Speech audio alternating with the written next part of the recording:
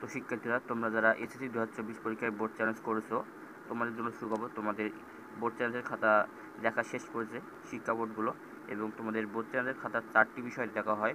প্রথমত হচ্ছে উত্তরপত্রের সব প্রশ্নের সঠিকভাবে নম্বর দেওয়া হয়েছে কিনা, মানে তুমি যে পরীক্ষার সময় 5টি বা 7টি প্রশ্ন লিখেছো, সেই প্রশ্নগুলোর মধ্যে শিক্ষক যদি কোনো একটি সৃজনশীল প্রশ্নে নাম্বার দিতে ভুল করে বা নম্বর দেয়নি, সেক্ষেত্রে তারা কিন্তু বোর্ড চ্যালেঞ্জের মাধ্যমে তোমাদের নম্বরটি তারা দিয়ে দিবে। এবং প্রাপ্ত নম্বর গণনা ঠিক রয়েছে কিনা, মানে তুমি যে প্রশ্ন লিখেছো সৃজনশীল প্রশ্ন 7টি বা 5টি হতে পারে, সেই প্রশ্নগুলোর নাম্বার দেওয়ার পর শিক্ষক ভালোভাবে সেটা গণনা করেছে কিনা বা গণনায় ভুল হয়েছে কিনা সেটা তারা দেখবে। এবং তোমার যে প্রাপ্ত নম্বর ওই মার্কশিটে তোলা হয়েছে কিনা, ওই তুমি যে সৃজনশীল প্রশ্নে বা এমসিকিউ যে নাম্বারগুলো পেয়েছো সেটা তোমাদের ওই মার্কশিটে ঠিকমতো তোলা হয়েছে কিনা তারা সেটা দেখবে। এবং প্রাপ্ত নম্বর অনুযায়ী ওই মার্কশিটের বৃত্ত ভরাট করা হয়েছে কিনা, তুমি যে প্রাপ্ত নম্বর পেয়েছো সেই নম্বরটি তোমাদের ওই মার্কশিটে ভালোভাবে বৃত্ত ভরাট করা হয়েছে কিনা তারা সেটা এই 4টি বিষয় তারা খুব সতর্কতার সাথে দেখবে। এবং এই 4টি বিষয় কিন্তু ভুল হয় শিক্ষকদের, কারণ তোমরা যখন এসএসসি পরীক্ষার খাতা দেখে তখন শিক্ষকরা কিন্তু এক এক শিক্ষকই কিন্তু তোমাদের 400-500 খাতা কাটে, সেজন্য তাদের অনেক সময় ভুল হয়ে যায়। ওই তাদের প্রাপ্ত নম্বর গণনা করতে ভুল হয় অথবা তাদের বৃত্ত ভরাট করতে ভুল হয়, এগুলো হয়। সে কারণে তোমাদের রেজাল্ট দেওয়ার সময় কিন্তু ফেল চলে আসে। কিন্তু তোমাদের বোর্ড চ্যালেঞ্জের মাধ্যমে এগুলো তারা ঠিক করে নেয় এবং তারা এটা সংশোধন করে নেয়, এবং তারপর তোমাদের কিন্তু বোর্ড চ্যালেঞ্জের মাধ্যমে রেজাল্ট পরিবর্তন হয়।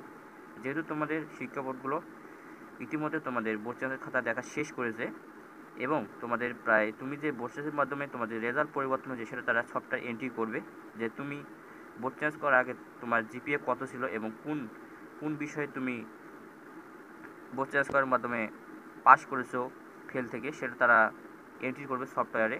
এবং তোমাদের হচ্ছে বোর্ড চেঞ্জ করার পর তোমার রেজাল্ট জিপিএ কেমন হয়েছে এবং বোর্ড চেঞ্জ করার আগে কেমন জিপিএ ছিল সেটা তারা সফটওয়্যার এন্ট্রি করবে, এবং কোন বিষয়ে তুমি বোর্ড চেঞ্জ করেছো সেই বিষয়ে রেজাল্ট পরিবর্তন হলো কি না সেটা তারা ঠিকমতো গণনা করবে। যেহেতু তোমাদের জুন মাসের 11 তারিখ রেজাল্ট প্রকাশ হচ্ছে বোর্ড চেঞ্জ, সেক্ষেত্রে তোমাদের এই কয়দিন এগুলো তারা এন্ট্রি করবে, যে তুমি কোন বিষয়ে বোর্ড চেঞ্জের মাধ্যমে তোমার রেজাল্ট পরিবর্তন হলো, তোমাদের বোর্ড চেঞ্জের আগে তোমাদের জিপিএ কত ছিল এবং বোর্ড চেঞ্জ করার পর তোমাদের জিপিএ যে পরিবর্তন হয়েছে সেটা তারা এন্ট্রি করবে সফটওয়্যারে। এবং এবার কিন্তু অনেক শিক্ষার্থী কিন্তু তোমাদের ফেল থেকে পাস করবে, অনেক শিক্ষার্থী কিন্তু তোমাদের ফেল থেকে এ প্লাস পাবে, এবং অনেক শিক্ষার্থী একটুর জন্য যারা এ প্লাস মিস করেছে তারা কিন্তু এ প্লাস পেয়ে যাবে, এবং অনেক শিক্ষার্থী কিন্তু ফেল থেকে পাস করবে। তোমাদের আমরা যদি গত বছরে দেখাই, গত বছরের রেজাল্টটা ঢাকা অনেক শিক্ষার্থী কিন্তু বোর্ড শেষের মাধ্যমে রেজাল্ট পরিবর্তন হয়। তো আমি তোমাদের এক শিক্ষার্থী দেখাই। তো এখানে দেখতে পাচ্ছ এক শিক্ষার্থী, সে ফিজিক্সে ফেল করেছিল কিন্তু তার বোর্ড চেঞ্জ করার মাধ্যমে তার এগিয়ে রয়েছে। বুঝতে পারছো কীরকম তাহলে ভুলটা হয়েছিল। এবং তোমাদের হচ্ছে এক শিক্ষার্থী ইংলিশে ফেল থেকে বি গ্রেড পেয়েছে, এবং দেখতে পাচ্ছ এখানে তার জিপিএ কত ছিল বোর্ড চেঞ্জ করার আগে এবং বোর্ড চেঞ্জ করার পরে। তোমাদেরও এভাবেই কিন্তু রেজাল্টটা প্রকাশ করা হবে, কারণ তারা শিক্ষা বোর্ডগুলো ইতিমধ্যে এন্ট্রি করতেছে যে তোমাদের যে রেজাল্ট পরিবর্তন হয়েছে বোর্ড চেঞ্জের মাধ্যমে, তোমার বোর্ড চেঞ্জের আগে জিপিএ কত ছিল বা কোন বিষয়ে তুমি বোর্ড চেঞ্জ করছো সেই বিষয়ের বোর্ড চেঞ্জ করার আগে জিপিএ কেমন ছিল সেটা তারা এন্ট্রি করবে এভাবে।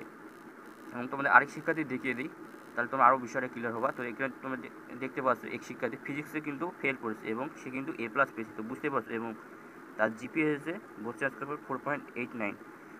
এভাবে তোমাদের কিন্তু রেজাল্টটা পাবলিশ করা হবে 2024 সালেও বোর্ড চেঞ্জের রেজাল্ট। এবং তোমাদের বোর্ড চেঞ্জের খাতা দেখা শেষ শিক্ষা বোর্ডগুলোর, কারণ তোমাদের বোর্ড চেঞ্জ খাতা তেমনভাবে দেখ না, তেমনভাবে আগের মতো মূল্যায়ন করা, তারা শুধু 4টি বিষয় দেখে, যেটা হচ্ছে যে তোমাদের প্রাপ্ত নম্বর ঠিকভাবে গণনা করা হয়েছে কিনা এবং প্রাপ্ত নম্বর তোমাদের দেওয়া হয়েছে কিনা, এবং প্রাপ্ত নম্বর অনুযায়ী তোমাদের ওই মার্কশিটে বৃত্ত ভরাট করা হয়েছে। এবং তুমি যে 7টি বা 5টি সৃজনশীল প্রশ্ন লিখেছো সেই সৃজনশীল প্রশ্নের মধ্যে যে শিক্ষকের যদি কোনো একটি সৃজনশীলের নাম্বার দিতে ভুল করে বা নম্বর না না দেয়, সেক্ষেত্রে তারা কিন্তু সেই বোর্ড চেঞ্জের মাধ্যমে সেই সৃজনশীল প্রশ্নে তারা নাম্বারটা দিয়ে দেবে। এভাবে তোমাদের কিন্তু বোর্ড চেঞ্জের খাতা দেখা হয়।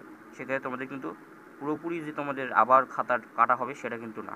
তো তোমাদের বোর্ড চেঞ্জের খাতা দেখা শেষ, শুধু এখন তোমাদের তুমি কোন বিষয়ে বোর্ড চেঞ্জ করার মাধ্যমে তোমার রেজাল্ট পরিবর্তন হলো, বা তোমাদের বোর্ড চেঞ্জ করার আগে তোমাদের কেমন জিপিএ ছিল এবং বোর্ড চেঞ্জ করার পরে তোমাদের কেমন জিপিএ এসেছে, এবং তুমি কোন বিষয়ের উপর বোর্ড চেঞ্জ করেছো এবং ওই বিষয়ে তোমাদের বোর্ড চেঞ্জ করার আগে জিপিএ কত ছিল, এবং গ্রেড কত ছিল, এবং তোমাদের বোর্ড চেঞ্জ করার পর ওই সাবজেক্টের গ্রেড কত এসেছে, পয়েন্ট এসেছে, তারা এটা এখন তারা এন্ট্রি করতেছে, সফটওয়্যার এন্ট্রি করা হয়ে গেলে তারা কিন্তু তোমাদের রেজাল্টটা পাবলিশ করে দেবে।